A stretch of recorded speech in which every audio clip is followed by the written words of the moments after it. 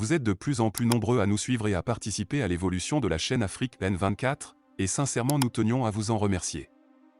Nous lisons tous vos commentaires qui enrichissent le débat et vraiment nous vous demandons de nous soutenir, en aimant les vidéos pour une large diffusion, et pour continuer à avoir une ligne éditoriale indépendante, et vous proposer de nouvelles émissions toujours de plus en plus enrichissantes.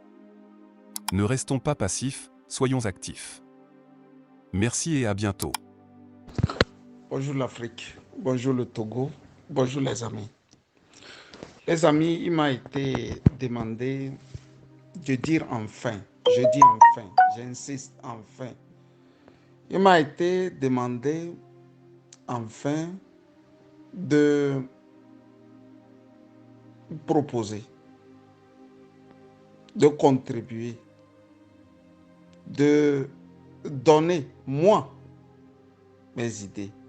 Je veux dire mes idées personnelles pour le dénouement du drame politique au Togo. Les amis, je vais être franc. D'abord, je ne suis pas un homme politique. Je suis un leader d'opinion, un journaliste qui émet mes idées. Somme toute, elles ne sont pas toujours les vraies. Elles ne sont pas toujours les meilleures. Je vous ai toujours conseillé de prendre ce qui est bon dans ce que je dis et de jeter ce qui n'est pas bon. Mieux de me zapper, de ne même pas m'écouter. Comme vous l'avez demandé, je vais exposer ici ce que moi je pense. Et tant pis si le choc est grand. Ça peut vous choquer, mais c'est ce que moi je pense. Je m'en vais ici vous dire qu'il nous faut impérativement 3 formes de lutte pour libérer enfin le Togo. Et dans les 3 formes, il doit y avoir seulement une seule forme qu'on doit utiliser ou qu'on doit prendre. Premièrement, c'est tout le peuple togolais qui se lève, qui fait une révolution, qui chasse le dictateur. Cela suppose un leadership coordonné. Je dis coordonné parce que si le dictateur est chassé et il n'y a personne pour prendre le pouvoir, ça devient de l'anarchie. On va regretter de l'avoir chassé. Donc, il faut absolument un leadership, c'est-à-dire un leader qui est là et qui coordonne tout. Et quand le dictateur est chassé, il prend le pouvoir et se met au travail. C'est la première des choses. Secondo, un militaire lui fait un coup d'État. Un militaire patriote, nationaliste se lève et dit, trop c'est trop. 58 ans de pouvoir, c'est un peu trop. Il prend sur lui de le déposer, de nettoyer les écuries d'Ogia, de dépoussiérer proprement la République des voyous et de mettre enfin le pays sur le droit chemin. J'ai toujours dit que pendant l'époque romaine, il y avait des moments où on élisait le dictateur. On ne l'élisait pas, on le nommait, on nommait un dictateur. Quand le pays ne va plus, quand l'empire est sans dessous, la population ne se retrouve pas. Les sénateurs se retrouvent et nomment quelqu'un qui a la poigne afin qu'il dicte, le dictateur. Mais le peuple était content qu'enfin, pendant 7 ans, il y aura un dictateur.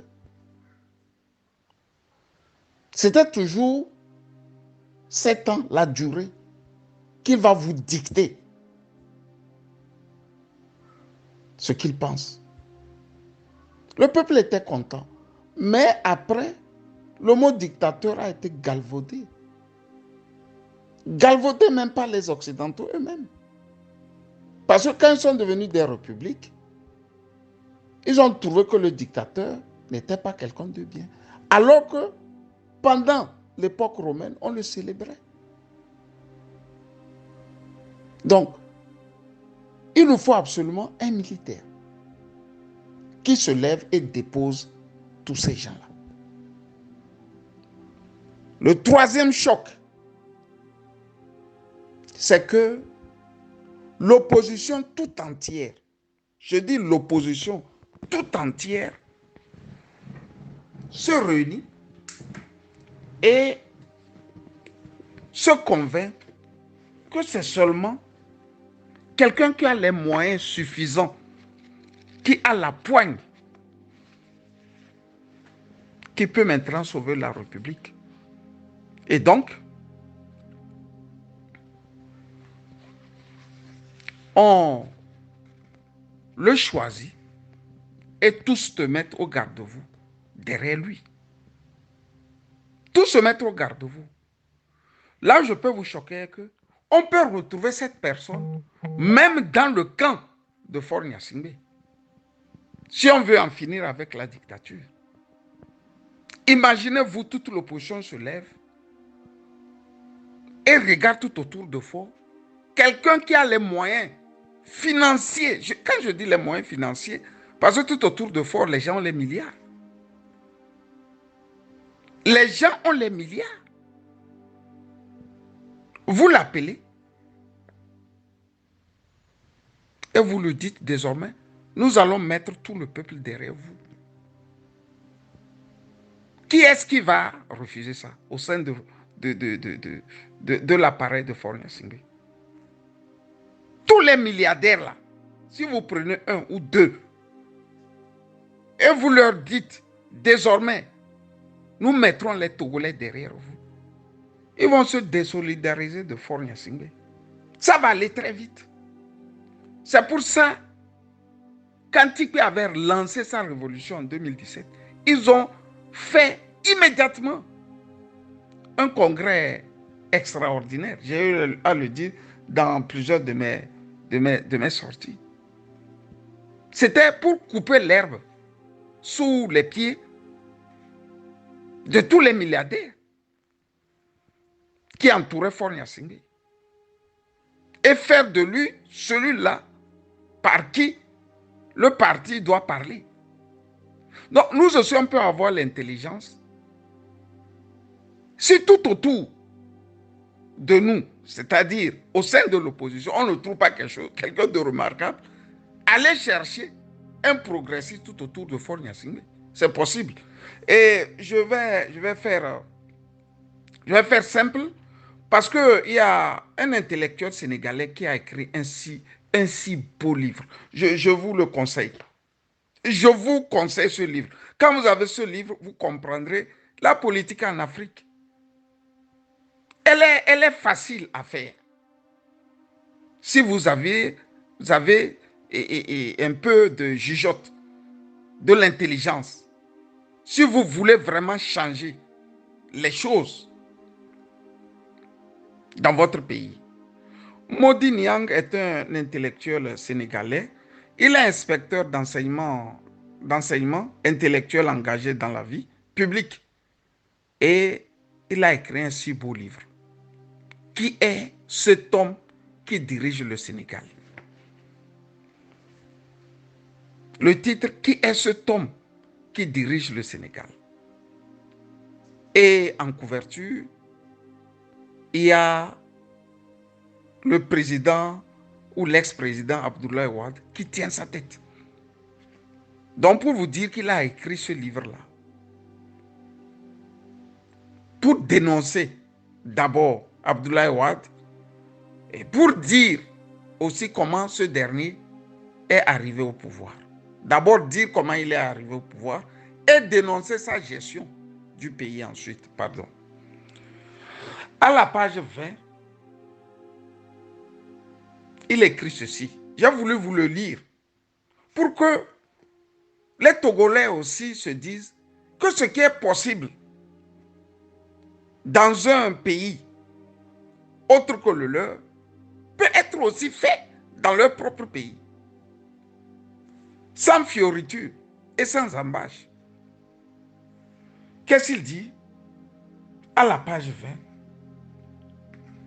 Maître Wade, comme à l'accoutumée, quitta le Sénégal pour la France, pour ruminer sa défaite et réfléchir sur son avenir. Il en avait encore un en politique. S'il en avait encore un en politique, pardon.